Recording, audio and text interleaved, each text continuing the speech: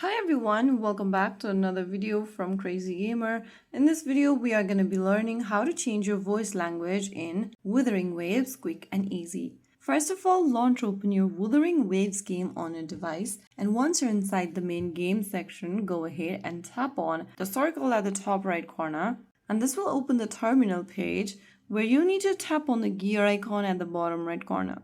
After you're inside this sounds menu, go to the bottom of the screen and tap on the text option speech bubble icon over here.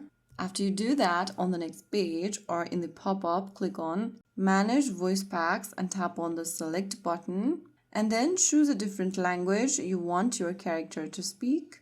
After making a selection, you'll need to download the voice pack. Tap on the download button to start the download. The voiceover pack will take a few minutes to download. Just go ahead and click the confirm button to confirm your action. And right after you do that, you will be able to change your voice language in Wuthering Waves. So there you have it. If you found the video helpful, don't forget to like, share, and subscribe to our channel. I will be back again in the next video. Stay tuned and thanks for watching.